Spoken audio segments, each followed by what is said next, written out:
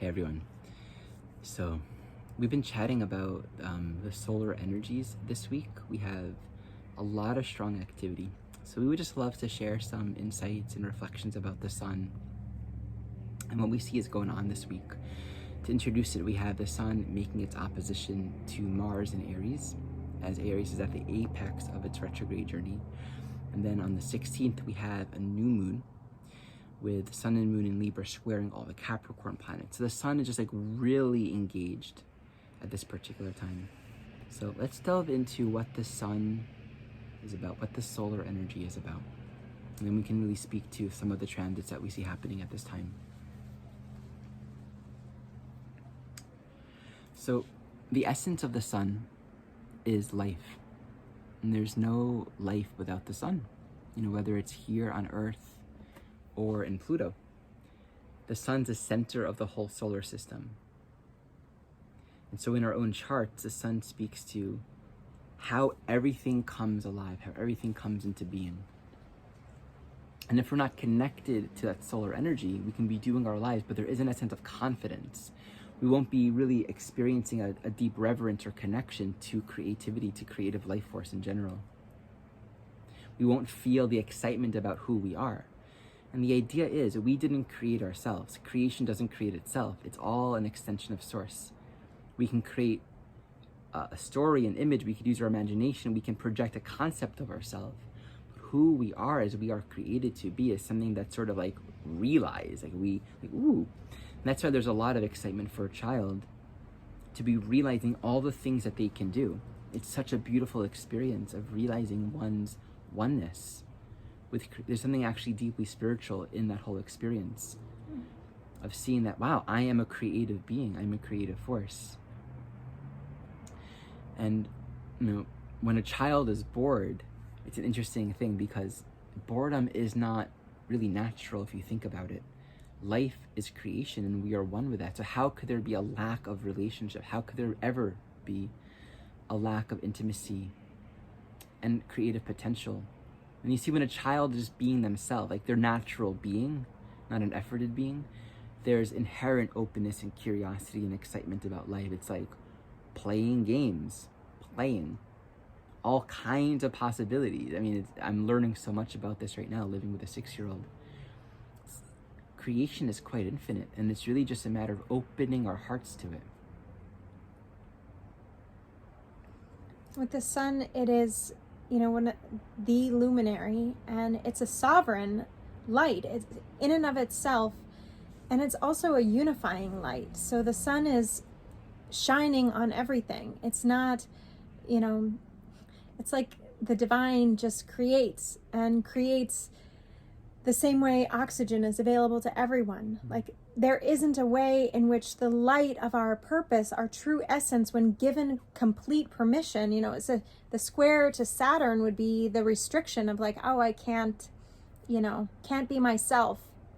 Can't be myself when I'm with these people, and the Libra relational dynamic is really the intimacy and the vulnerability of learning how to be oneself, learning how to creatively self-express in a way that is true to how life wants to be, which is free. The sun is not restricting its light on anyone.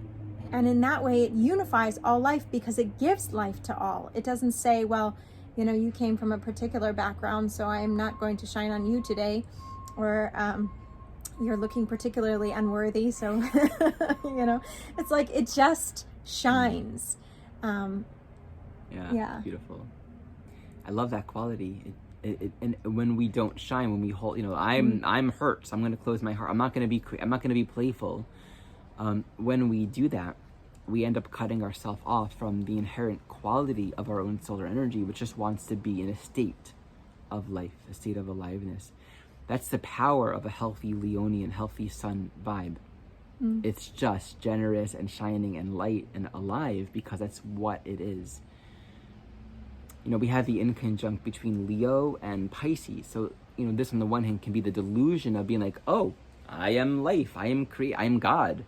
I'm creating everything and I'm all important and all powerful. And that it becomes like the confusion of thinking that one's creative source is somehow special or significant or more important than anything else. But to me, that inconjunct really represents the universal quality of life. That the sun is indiscriminately shining to everyone. Life is indiscriminate in its nature. Everyone gets light, everyone gets breath, everyone gets life. And so there's a forgiveness actually in the sun energy when we're connected to that quality of openness, when we're connected to the generosity and the confidence to live our life. So when we're in touch with the solar energy, be it in our own natal chart or in transit, there is this quality of this is where life is. This is where life force is. This is where nutrients are. That you can think of the sun as giving color and like to the whole. It's like the flower is like erect, limp, and then the water makes it erect. The sun makes it come alive. This is what the sun does.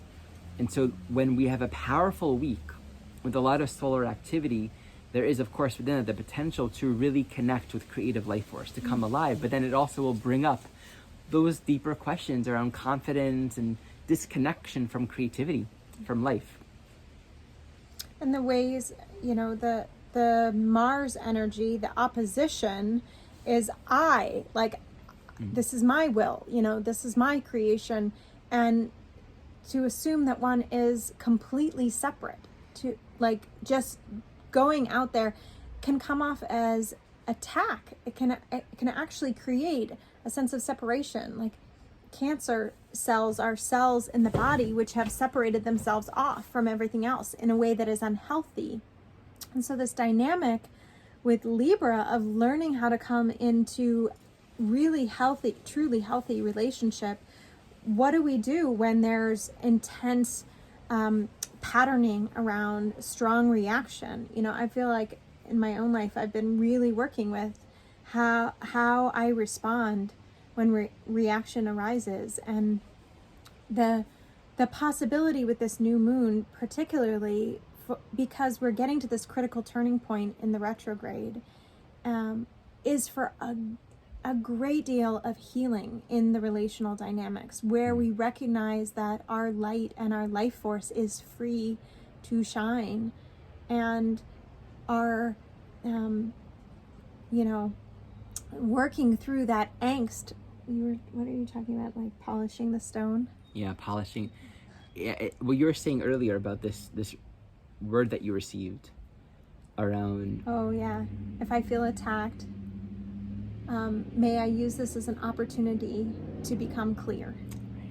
Clear, like the light of the sun, clear, like if there's something coming up, and this is this Mars square to Saturn, if there's a need that's unexpressed, if I feel attacked, if I feel like somebody is hurting or harming me, this is a time really to become clear in my voice, not reactive,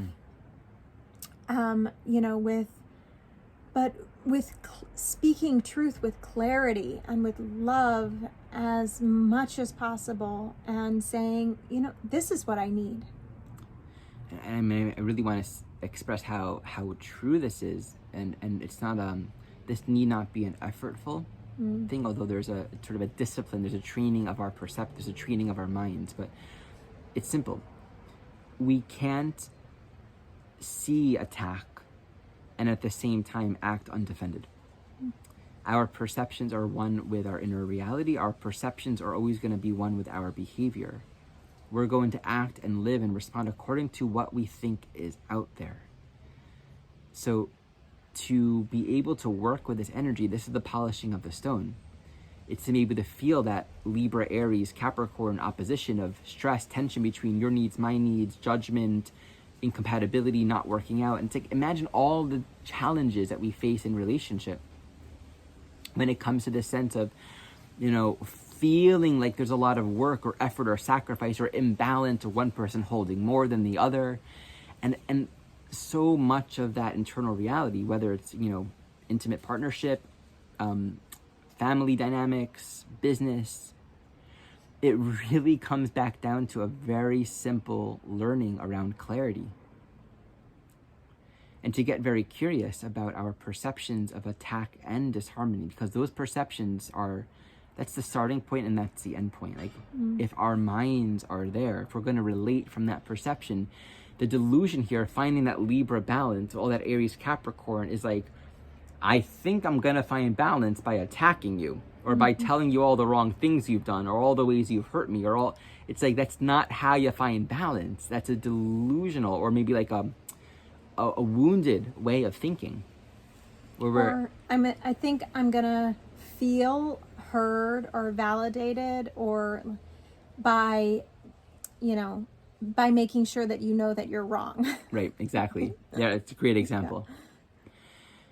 So the creative energy in Libra is this actual appreciation for the creativity of the other person, right? So Libra is instinctive, just like Aries is, but it's instinctive about others, right? It's actually drawn. It's really, there's a sense of, I'm learning. My own cutting edge growth is through other. And so whatever others, the permeations of others that manifest in our life, this is where there is creative potential and discovery and joy and play if we are open to be polished, if we are open to learn and take that time to know ourselves. There's a quality of collaboration and creative potential, and it really just comes with, if we're not in defense, there's a genuine interest, Libra interest, in hearing the other person's reality. The moment their reality and their experience has something to do with us, either we're responsible for it, or it's our fault, or we need to do something for them to be a certain way. The second we associate any kind of entanglement, that's really the Libra codependency. That's that Libra consciousness of who I am and how I know myself is so wrapped up around you that I actually can't listen. I actually can't be genuinely curious about you because my own security is so wrapped up. And there are two kinds of these transits actually remind me of these two archetypes. So there's a codependency of the Libra energy that always needs to be with other people, right? Oh, I need to be around other people. I can't be alone. I can't make decisions by myself. And then this Aries energy can be all this pent up rage or aggression or fear as a result of never having really made choices for oneself. So it can create a lot of complexity when it's all of a sudden like you're in relationship, but there's all this suppressed energy. The other kind of codependency is the kind of person that never gets into a relationship because when they do, they don't know how to stay in that sovereignty, right? Like, secure when alone, safe if there's no one to have to work with, because actually underneath there's a deep vulnerability and a deep need to be liked and wanted and needed. So, in that kind of example, this journey can be this like beautiful stress to learn how to be strong and clear in one center, to remain in that confidence of oneself while opening up to a deeper appreciation of what others will bring into one's life. Everything is for your benefit. Everything in this life is actually for our benefit, and it's such an important truth. It's such an important point of faith. And so to be in the unknown, to be in conflict, or to be in strife, or to be in uncertainty, or as simple as I don't know what decision to make. We can have a plethora of options and needs and perspectives, and then it's like, what do I want? What do I need? And I feel that the guidance right now is just engage with it. Look for as much clarity. Let's give you an example. Are you ready? Yeah. Okay. Michelle wants me to massage the space between her fingers. Like, okay. I'm kind of busy right now. I'm like doing this video, and then I got this other thing to do, and I want to take a nap. So I can be like, I can't. Or I can be like, I can't is a very like temporal, instinctive thing. Like, it's right now. But let me feel more. Let me feel my love for her. Let me feel my deeper attunement and appreciation to what it feels like when we're all getting each other's needs met. Like, oh, but I just don't have the energy for it, and I have to, and if I don't, she'll be angry at me. I never massage her fingers. Like, see? Like, where is the path? It's actually like, let me tune in. Oh, I would love to I'm not available right now. I feel like there will be a time down the road where I could be. And like that calling for clarity is like, you only know what you know. At what point do we sacrifice that self-honesty, that integrity, and that sovereignty in our own path for the purpose of satisfying a need? Like, I don't know when I'll feel available. Like, I have all this work, then it's dinner time, then we put the kids to bed. So it's like, all of that is okay. But to like bring all of it, it's like, when can we create some space? Like, oh, maybe tonight. Or let's create some time tomorrow during Ella's nap. And I'll make sure my space is clear for that. I'll be available. So it's just like, and then Michelle says to me, well, actually, I'm not, this is not what her voice sounds like. I'm busy tomorrow, right? So it's just staying in that clarity. But you see how such a simple thing like that can easily go off? And the piece about communication would be then also to continue to self-clarify on the requesting end. I want to make sure you understand I'm not asking for a 3-hour long massage of my spaces between my fingers. A few minutes would feel really good. And it could be now, or maybe it's later. That's so great to know. Another time, but just to be clear. Clarity. Yeah. That's so great. And now that I have heard that, I'm like, well, oh my God, 3 minutes and it's such a clear request. This is the joy of Libra. And then Aries, you're making your own, you feel heroic, right? It's like, I'm still myself. You know, these are also like very archetypal masculine, feminine dynamics that are sort of beyond gender, beyond, it's just, but there's a quality of to give from a place of sovereignty. We want to actually lock into a state of being, and this is really the refinement, where we know that our giving and our receiving are one.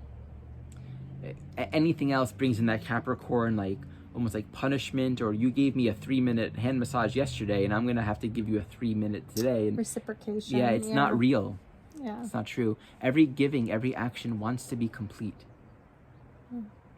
And I think that points, to this particular time is like we're refining these really hard edges of individuation and togetherness in whatever relationship, wherever this is arising, there's a real stretch and an evolution that's being called for at this time, and it's tender, and it like requires careful, Venus is in Virgo. It's like precision of knowing and communicating, and Mercury's in Scorpio stationing retrograde, like moving even slower with how we are communicating with one another, because the potential as we're rewiring different patterns in our relationships and actually learning to be acting from that more sovereign place where our light is able to shine, the potential to step on each other's toes is great if we're not moving with utmost care and deep listening. Beautiful. Yeah, and that reminds me to say too, so we have this Venus in Capricorn ruling this Libra, and it's moving into actually a trine with all of the Capricorn energies, Venus in Virgo, trine in Capricorn. And this Venus is actually going to oppose Neptune. Maybe we'll post a chart so you can see all this stuff.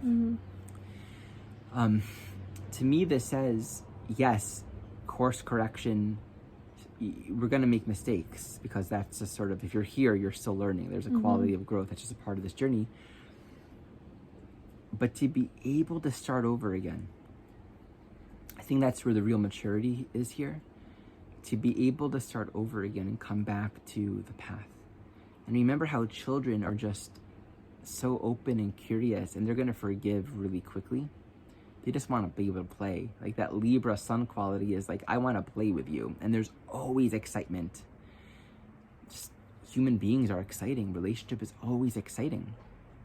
So Venus in Virgo does invite this quality of humility and appreciation, that we're learning how to give. We're learning how to ask. We're learning how to do this whole relationship thing. And I think as Venus comes to trine all the Capricorn at the end of this week and into next week, I think a lot of healing, a lot of really constructive conversations, clear self-analysis and reflection. And, you know, it's useful. It's just all about getting these lessons, getting these teachings. One of my mentors says something to the effect of, there will not be peace on earth until there is peace in love. And this, I think, is the big piece of the Venus-Mars dynamic and the Sun opposition. Like, until we can really be at peace in love, be free to, you know, shine our light and to share that, to share like our divine life force with all, there won't be peace on earth. Yeah. One more thing that occurs is, with this Libra energy so active this week, it brings up into conversation the whole realm of expectations and assumptions. Why do we get angry, really, at the core? Well, it's because we feel something precious is being threatened. But what's also implied in that is we have these expectations and these assumptions that we put onto one another, that we hold onto one another, and then we don't act in accordance to that. And then we stop listening, we feel threatened. It's like our expectations, subconsciously, without our awareness, are a way of saying, here's where I'm not going to actually be interested in you, in really getting to know you, because I don't feel it's of my best interest to do so. If I'm really sincerely interested in you, it means I'm going to lose something. And so I'm going to hold you in a way that keeps you where I need you to be. And as long as you don't defy that, I will be happy and comfortable and safe. So we know that doesn't work.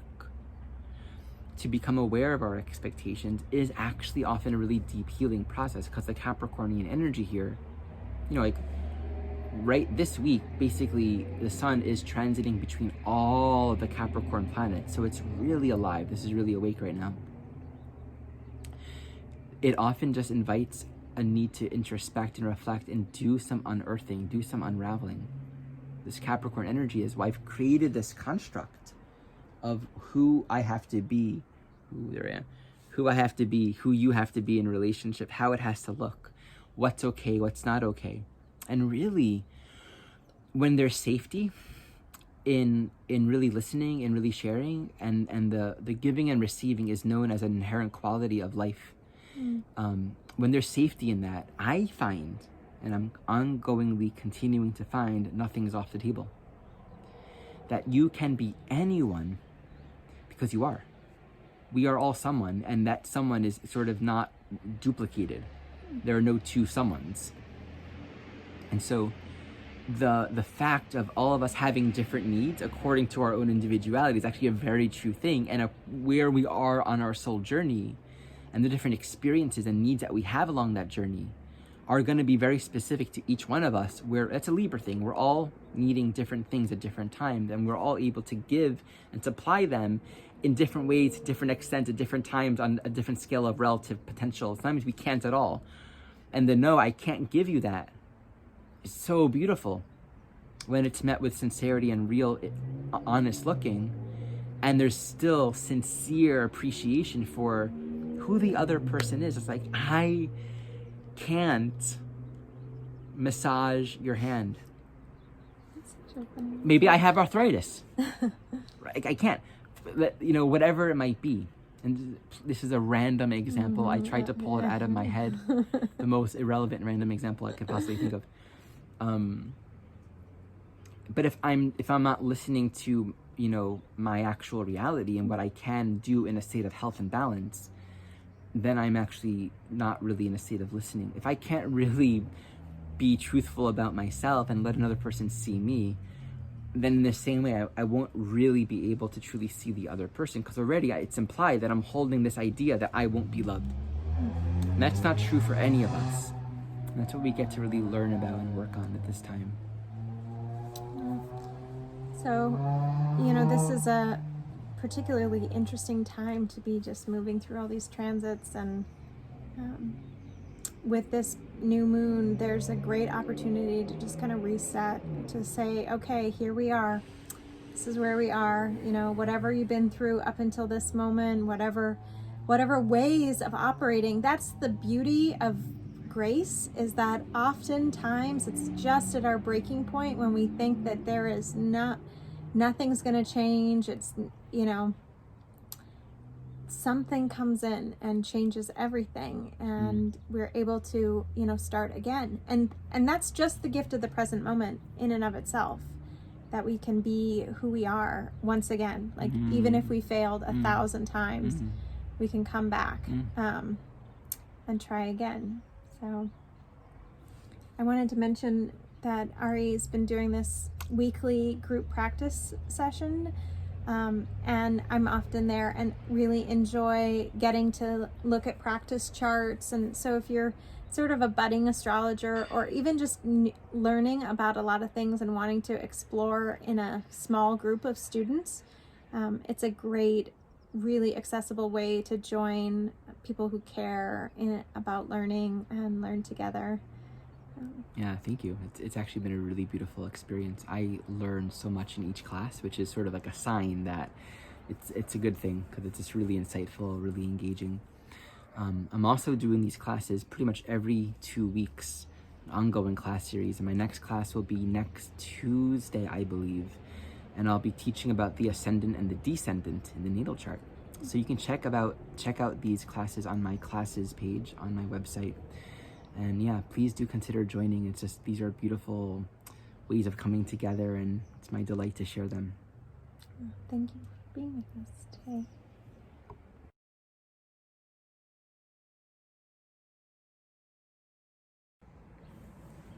Hello everyone.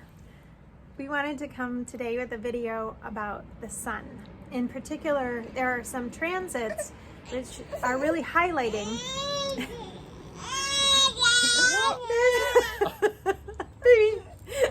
this. Hello everyone. In this video, what we like to explore are the solar energies this week. Hello everyone.